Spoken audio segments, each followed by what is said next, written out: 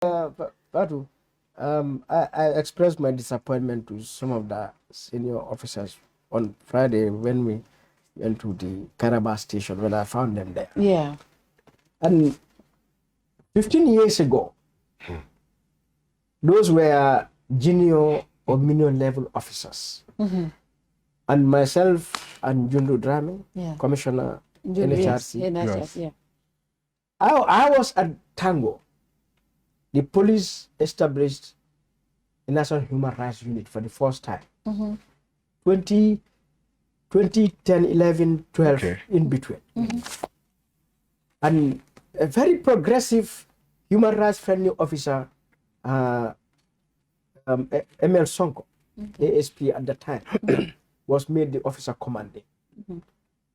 He drove all the way to my office. I've never seen him before. And said, you know, Mr. Madi, I'm here. The IG has just made me the officer in charge of the newly created human rights unit, but we don't have anything, resources, skills, knowledge. So we've come here. You help us. We develop this unit. I told Sonko, today is my happiest day ever. Thank God. Yes, for the police to create a human rights unit, we have been advocating for that. I said, go back to your office, write a letter officially to Tango, and we will see how we can generate resources and we support you. We went to work. And, you know, and the country at the time, I mean, person I know passionate about human rights, you know, Jundu, I said, we have this, and I want us to lead a human rights campaign in the police security sector. Flex from Banjul headquarters up to Basse. We were having human rights training for police officers. And subjects of discussion sessions, we had clear sessions on torture. We had clear sessions on corruption and other aspects of human rights.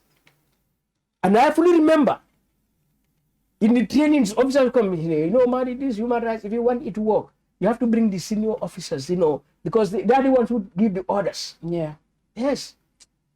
You know, this funny officer, until today, if we meet on the traffic, he would always tell me, you know, come and whisper, you have to bring the ogre himself. That was my job. I said, this human rights, this is for them.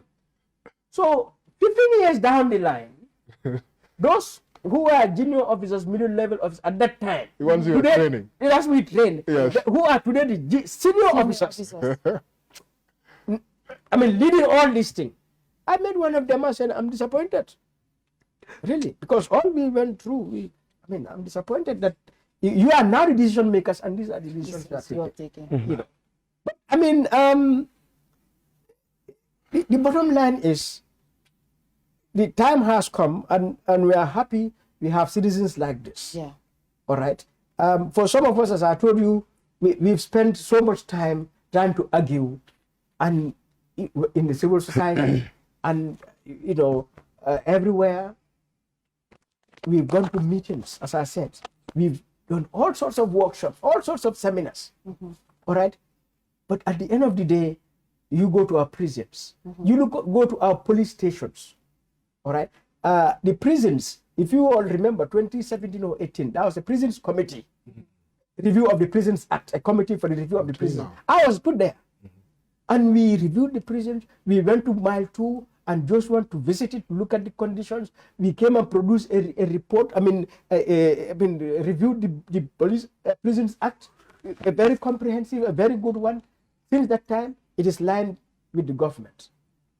I was part of the Drug Control Act review. It is lined with the government.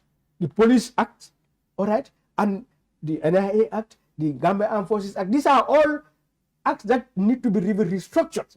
Yeah. And they are still not done.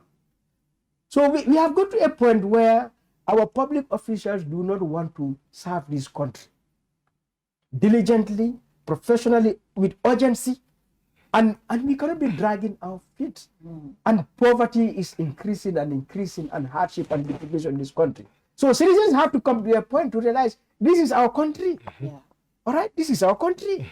And no one better than the youths to take responsibility to make sure that justice and corruption-free society is created.